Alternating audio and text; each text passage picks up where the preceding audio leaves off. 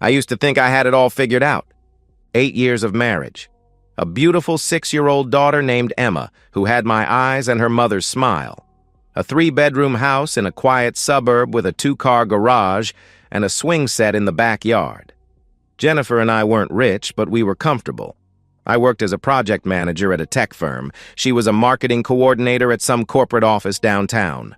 We had weekend barbecues, school fundraisers, date nights every other Friday. From the outside, we looked perfect. I'm Evan, 35 years old. The kind of man who fixes the leaky faucet before calling a plumber, who plans vacations 6 months in advance, who doesn't lose his temper easily. My father raised me to be steady, dependable, a builder, not a destroyer. I trusted my wife completely. Maybe that was my first mistake. The cracks started showing about 3 months ago, though I didn't want to see them at first. Jennifer became distant. Not all at once. It was subtle, like watching a photograph fade in sunlight. She stopped initiating intimacy. Then she stopped responding to it. Our bedroom became a cold war zone of turned backs and mumbled excuses. "I'm tired," she'd say, turning away from me. "I have an early meeting," she'd murmur another night. "Maybe this weekend," she'd promise, but the weekend never came. She started going to the gym 5 nights a week. New workout clothes appeared in her closet. Expensive ones, tight ones, nothing like the oversized t-shirts she used to wear. Her phone became an extension of her hand, always face down on the table, always out of reach. She started taking calls in the bathroom with the door locked, her voice a muffled whisper through the walls. Girls' nights became a weekly ritual. She'd leave at 7 and stumble in around 2 in the morning, smelling like wine and perfume I didn't recognize. When I asked about it, gently, carefully, because I didn't want to seem controlling, she turned it around on me. "Why are you interrogating me, Evan?" she snapped one evening.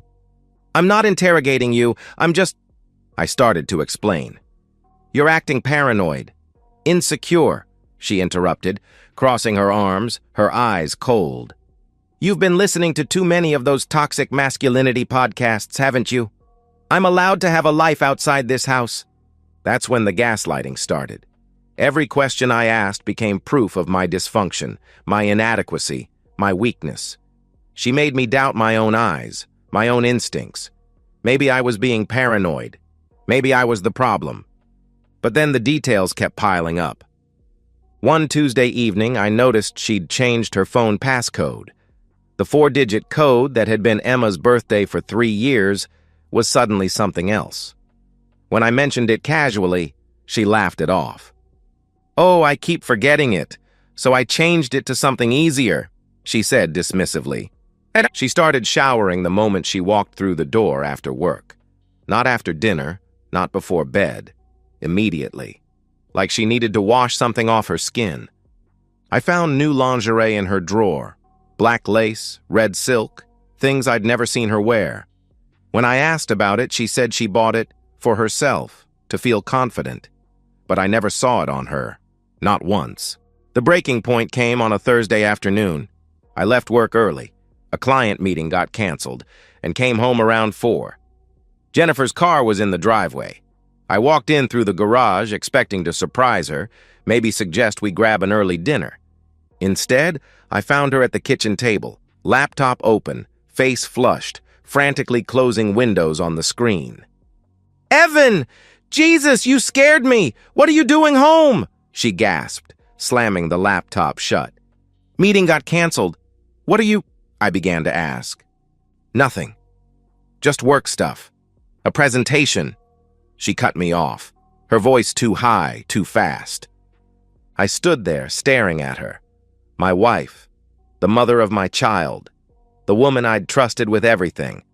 And I knew. I didn't say anything. I kissed her on the forehead, grabbed a water bottle from the fridge, and went upstairs to change. My hands were shaking. My heart was pounding so hard I thought she could hear it.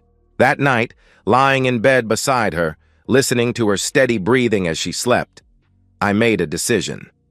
I wasn't going to confront her. Not yet. I was going to know. Everything. Every lie, every betrayal, every moment she thought she was getting away with it. And then I was going to act. I stared at the ceiling in the darkness, her warm body inches from mine, and whispered to myself, I'm not crazy, and I'm not weak. I'm just patient. I became a ghost in my own life. For the next 2 weeks, I smiled at breakfast. I kissed her goodbye at the door. I texted her during the day. How's work? Love you. And she replied with the same empty pleasantries. At night, I tucked Emma into bed, read her stories about princesses and dragons, then crawled into bed next to a woman I no longer recognized. But inside, I was building a case. The first step was the GPS tracker. Our cars were jointly owned, both in both our names, which meant I had every legal right to install a tracking device. I bought a small magnetic unit online, the kind private investigators use, and attached it under Jennifer's rear bumper one morning while she was still getting ready. It synced to an app on my phone. Within 3 days, I had my first anomaly. Tuesday night.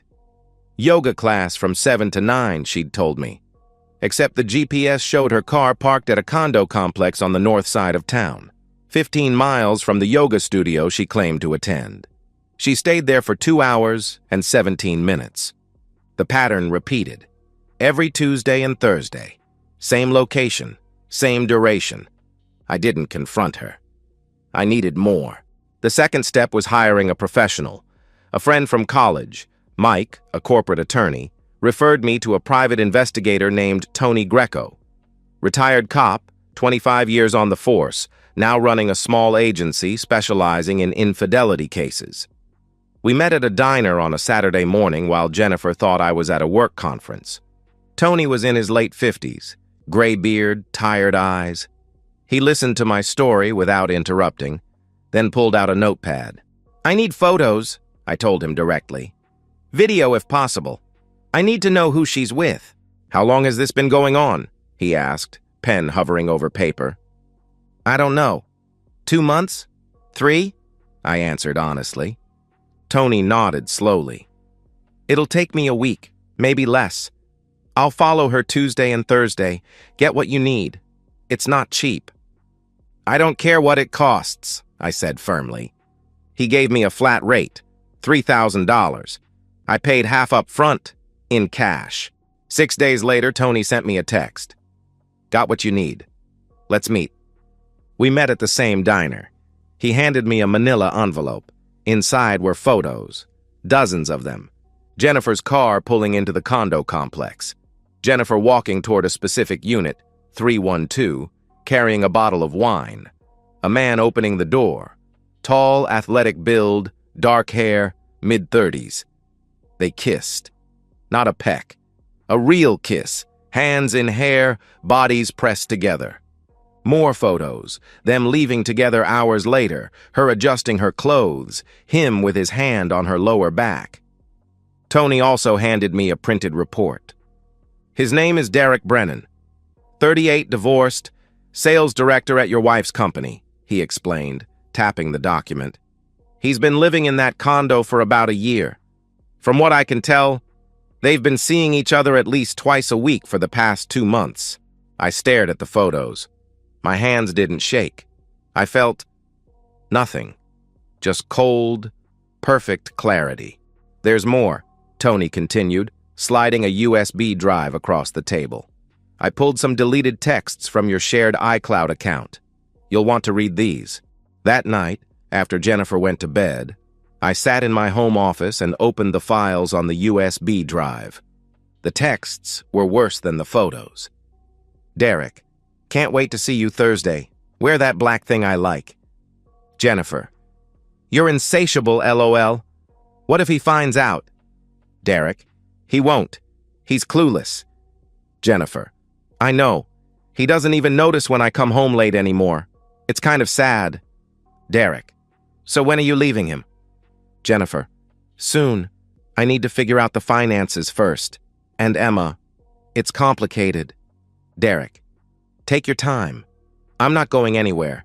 I read every message, hundreds of them, explicit photos she'd sent him, plans they'd made, Jokes about me, about how oblivious I was, how easy it was to fool me. She'd even consulted a divorce attorney 2 weeks ago. I found the email confirmation buried in her spam folder. I closed the laptop and sat in the dark. She wasn't just cheating. She was planning. Planning to leave, to take Emma, to drain our accounts and start over with this piece of garbage. Not if I moved first. The next morning, I called Audrey Delgado, a divorce attorney Mike had recommended. The Bulldog, he'd called her. A woman who specialized in high-conflict cases and didn't lose. Audrey met with me that afternoon. I showed her everything. The GPS logs, the photos, the texts, the emails. She leaned back in her chair and smiled.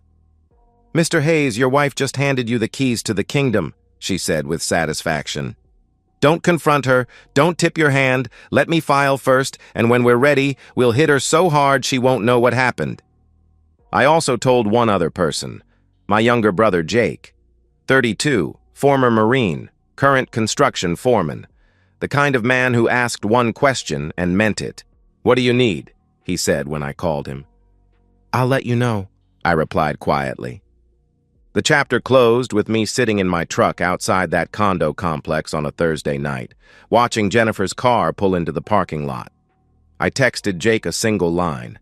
"Next Tuesday, 7 p.m., I'll explain everything." Revenge, I learned, is about control. It's not about yelling or breaking things or making a scene. It's about being 3 steps ahead while your enemy thinks they're winning. Jennifer thought she was so careful, so clever. She had no idea I'd been dismantling her life brick by brick for the past 2.5 weeks. Audrey Delgado worked fast. Within 3 days of our first meeting, she had the divorce papers drawn up, exhaustive, devastating, and strategically brutal. But we didn't serve them yet. That would come later, right after the confrontation, giving Jennifer 0 time to hide assets or coordinate with her own attorney. "The key is that you filed first," Audrey explained during our second meeting, leaning forward with her hands clasped. "In this state, that gives you leverage. We're citing adultery as grounds, which impacts everything: custody, alimony, asset division. She's already consulted an attorney, but she hasn't filed yet. She's waiting, probably trying to figure out how to maximize her payout. Big mistake. Audrey also helped me lock down the finances. I opened a separate bank account and quietly transferred half of our joint savings, legally mine. I changed the direct deposit for my paycheck. I documented every shared expense, every asset, every debt. If Jennifer thought she was going to walk away with the house and a fat settlement, she was delusional. But the legal strategy was only part of the plan. I wanted her to feel what I felt: the humiliation, the betrayal, the loss of control. And for that, I needed to go beyond the courtroom. Step 2, the social angle. I did some digging on Derek. Turns out his boss at Jennifer's company was a woman named Carol Simmons, VP of Sales, mid-40s, known for running a tight ship. Corporate professionalism was her religion. Workplace affairs were her kryptonite. I didn't contact Carol directly, not yet. But I sent an anonymous email to HR, carefully worded, no direct accusations, just concerns about inappropriate conduct between Jennifer Hayes and Derek Brennan. I included vague references to after-hours meetings and unprofessional behavior. I knew HR would start asking questions, and once they did, the whole thing would unravel. I also reached out to a few key people in Jennifer's social circle, casually, indirectly. Her best friend Melissa, for example. I called her one evening under the guise of planning a surprise birthday party for Jennifer. "Has she seemed stressed to you lately?" I asked, my voice genuinely concerned. "She's been working so much, staying late. I just want to make sure she's okay." Melissa hesitated on the other end of the line. "Well, she did mention she's been dealing with a difficult coworker. Maybe that's it?" she offered uncertainly. "Yeah, maybe," I agreed sympathetically. I planted the seed. When the truth came out, Melissa, and everyone else, would remember this conversation. They'd realize Jennifer had been lying to them too. But the centerpiece of my plan was the confrontation itself. I knew Jennifer's schedule by heart now. Every Tuesday and Thursday, yoga class from 7 to 9, she'd say. Except it wasn't yoga. It was Derek's condo, Unit 312, 3rd floor. I'd been watching the building for a week. Security was a joke. One bored guard at the front desk who barely looked up from his phone. Jake and I planned it carefully. We'd wait until Jennifer's car was in the parking lot, then walk in like we belonged there. No masks, no theatrics, just two men paying a visit. "What's the goal here?" Jake asked me the night before. We were sitting in his garage drinking beer, the smell of sawdust and motor oil thick in the air. "I want her to see me," I explained, my voice steady. "I want her to know that I know. And I want Derek to understand there are consequences." Jake nodded slowly. "How far are we taking this?" he asked carefully.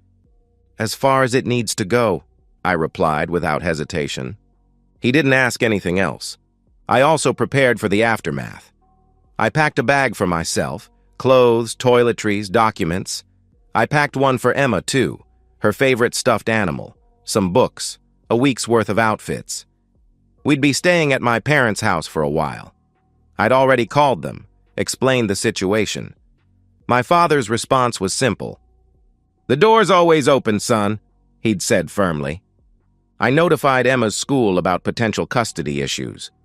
I spoke to the principal directly, handed her a copy of Audrey's temporary custody filing. "If my wife tries to pick Emma up without my permission, you call me immediately," I instructed her seriously. She nodded, understanding the gravity. "Of course, Mr. Hayes." I also changed the locks on our house. Legally, I was allowed. My name was on the deed, and I wasn't barring her from retrieving her belongings. But she wouldn't be walking back into my home like nothing had happened. On Monday night, I sat at the kitchen table with Emma, helping her with her homework. She was working on a drawing, a house, a tree, a sun with a smiley face. "Daddy, are you okay?" she asked suddenly, looking up at me with those big brown eyes. I smiled gently. "I'm fine, sweetheart. Just thinking," I reassured her. "About what?" she pressed innocently. "About how lucky I am to have you," I answered truthfully. She grinned and went back to coloring. Jennifer walked in a few minutes later, keys jangling, phone in hand. She kissed Emma on the head, then glanced at me. "I've got yoga tomorrow night. Can you pick up Emma from dance?" she asked casually. "Sure," I said, my voice perfectly even. "No problem." She smiled, oblivious, confident, untouchable, and walked upstairs. I looked at Jake's last text on my phone. "Ready when you are." I replied, "Tomorrow, 7 p.m. Derek's place. Don't be late." Then I deleted the message and slipped the phone back into my pocket. Tuesday, 6:47 p.m. Jake and I sat in my truck across the street from Derek's condo complex, engine off, windows cracked. The evening air was cool, carrying the faint smell of fresh-cut grass and distant grilling. Normalcy. Meanwhile, my heart was a steady drumbeat in my chest. Not panic, not fear. Just cold, focused purpose. "You sure about this?" Jake asked quietly, his voice low. I didn't answer right away. I watched the parking lot entrance, waiting. At 6:52, Jennifer's silver Honda pulled in. She parked near the side entrance, checked her phone, then stepped out. She was wearing black leggings, a fitted top, her yoga outfit. Her hair was down, loose around her shoulders. She looked beautiful. She always did. I felt nothing. "Let's go," I said finally. We walked across the street, hands in our pockets, moving like we belonged there. The front entrance had a security guard behind a desk, mid-20s, absorbed in his phone, AirPods in. He glanced up as we passed. "Here to visit a friend?" I said casually, not stopping. He nodded and went back to scrolling. We took the elevator to the 3rd floor. The hallway was quiet, beige carpet, generic art on the walls. Unit 312 was at the end. I could hear faint music inside, jazz maybe, laughter. I tried the door handle, unlocked. Arrogance or carelessness, didn't matter. I pushed the door open. The scene was exactly what I'd expected, but seeing it in person hit differently. Jennifer and Derek were on the couch, wine glasses on the coffee table, his arm around her shoulders. She was laughing at something he'd said. They were both half-dressed, her shirt unbuttoned, his jeans unzipped. Comfortable. Familiar. They didn't hear us at first. Then Jennifer's eyes flicked to the door. Her face drained of color. "Evan," she gasped, her voice barely a whisper. Derek shot up from the couch, stumbling over his own feet. "What the hell? Who are—" He started aggressively. "Sit down," I commanded. My voice was calm, deadly calm. Derek looked at me, then at Jake, 6'2", arms like tree trunks, expression carved from stone, and his bravado evaporated. He sat. Jennifer scrambled to button her shirt, her hands shaking. "Evan, what are you doing here? This is insane. You can't just—" She stammered frantically. "Can't just what?" I interrupted, stepping into the room. Jake closed behind me. "Can't walk in on my wife f***ing her coworker? Can't see what you've been doing every Tuesday and Thursday for the past 2 months?" Her mouth opened, closed. She tried denial first. "I don't know what you think you saw, but—" She began weakly. "Stop," I cut her off. I pulled out my phone, opened the photos Tony had sent me. I held it up. "I have pictures, Jennifer. I have GPS logs. I have your deleted texts. I know everything." Her face crumbled. The denial shifted to anger, her default when cornered. "You've been spying on me? Tracking my car? Going through my phone? That's illegal, Evan! That's—" She shrieked. "It's not illegal to track a car I co-own," I stated coldly. "It's not illegal to access a shared iCloud account. But you know what is illegal? Adultery. In this state, it's grounds for fault-based divorce, which is exactly what I'm filing." Derek finally found his voice. "Look, man, I didn't— This isn't—" He sputtered pathetically. I turned to face him directly. "You knew she was married. You knew she has a daughter. You did this anyway," I said, my voice flat and accusatory. He tried to stand, puffing out his chest in a weak display of masculinity. "You need to leave. This is my place. I'll call the cops if—" he threatened. "Go ahead," I replied evenly. "Call them. I'd love to explain to the police why I'm here. I'd also love to explain it to Carol Simmons, your boss, the one who's very interested in workplace ethics." Derek's face went pale, but then he made a mistake. He reached for his phone on the coffee table, probably planning to call building security or bluff his way out. Jake moved faster. He grabbed Derek's wrist mid-reach, twisted it sharply. The crack was audible, a wet, bone-deep sound.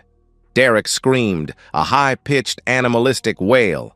He crumpled to the floor, clutching his arm, tears streaming down his face. "Jesus Christ!" Jennifer shrieked in horror. "You broke his arm. Evan, you brought your brother to assault someone? You're a psychopath. I'm calling the police." "Go ahead," I repeated calmly. "Call them. But before you do, let me explain what happens next." I stepped closer to her. She backed against the couch, eyes wide, mascara smudged. "Tomorrow morning you're being served with divorce papers. Adultery is cited as grounds. I have evidence, texts, photos, witness statements. Audrey Delgado is my attorney. Look her up. She doesn't lose," I explained methodically. Jennifer's breathing quickened. "Evan, wait. Let's talk about this," she pleaded desperately. "There's nothing to talk about," I said firmly. "I'm filing for full custody of Emma. You've been neglecting her to carry on this affair. I've documented that too. Carol Simmons? She's getting a full report Monday morning. Your family? Your friends? They'll all know by the weekend." "You can't do this," she protested weakly. "I already have," I replied coldly. I leaned in, my voice dropping to a whisper. "You gambled, Jennifer. You thought you were smart enough to play me. You weren't. And now you're going to lose everything." Her face shifted, anger to panic, to something like desperation. "Please, Evan, think about Emma. Think about what this will do to her," she begged, tears streaming down her face. "I am thinking about Emma. I answered quietly. That's why she's not going to grow up watching her father get disrespected in his own home. I turned to Jake. We're done here, I said simply. Derek was still on the floor, whimpering, cradling his arm. Jennifer stood frozen, tears streaming down her face, mouth opening and closing like she was trying to find words that didn't exist. We walked out, didn't look back. In the truck, Jake glanced at me. You good? He asked with concern. Yeah, I answered, exhaling slowly. My hands were shaking, not from fear, but from adrenaline, the weight of what had just happened. I'm good. We drove back to my house. Jennifer's car was still at Derek's. I didn't care. When I got home, I found her bags already packed on the front porch. Audrey's assistant had handled it while we were gone, as planned.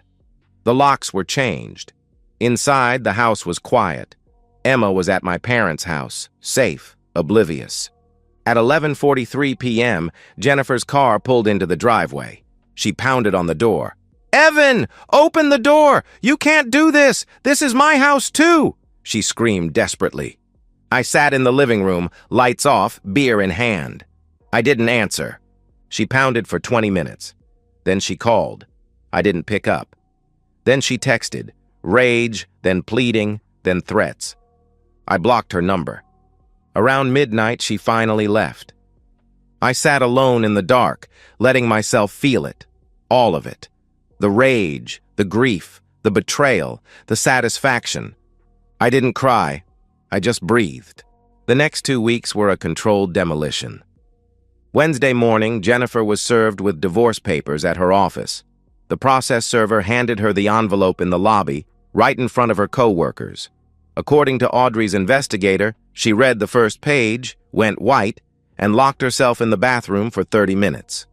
By noon, her attorney, some bargain divorce lawyer she'd hired in a panic, called Audrey's office trying to negotiate. Audrey shut him down in under 5 minutes. Your client committed adultery, Audrey told me later, recounting the call with satisfaction. She has no leverage. She's not getting the house, she's not getting alimony, and she's sure as hell not getting primary custody. Her lawyer knows it. He's just doing damage control now. The legal side was moving fast, but the social fallout was even more brutal. Derek, predictably, didn't press charges for the broken arm. Probably because pressing charges would mean explaining why we were at his condo in the first place.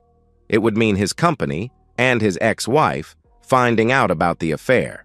So he stayed quiet, went to the ER, got a cast, and lied to his co-workers about a fall. But HR didn't stay quiet. The anonymous email I'd sent a week earlier triggered an internal investigation. Within days, both Derek and Jennifer were called into separate meetings. The company had a strict policy against workplace relationships, especially between employees in the same department. Derek was a sales director. Jennifer reported to someone who reported to him. It was a textbook conflict of interest. Jennifer was let go on Friday. Performance issues, they called it officially. But everyone knew. Derek was put on probation. His commissions were frozen pending a full review.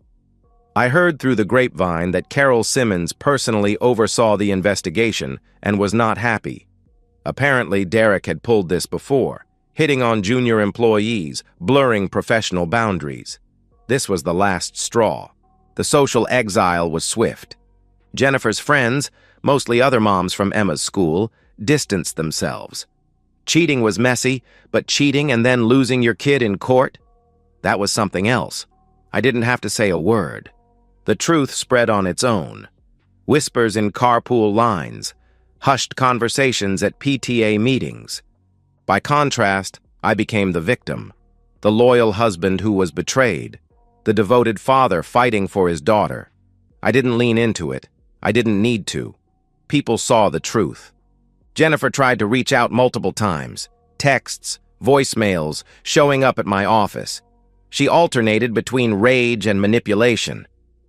You ruined my life, Evan. I hope you're happy. I made a mistake. Please, think about Emma. We can fix this. You're going to regret this. My lawyer says I have rights. I blocked her number. All communication went through Audrey. Custody was the hardest part, not for me, but for Emma. The court granted me temporary full custody based on the evidence of Jennifer's affair and her inability to provide a stable home.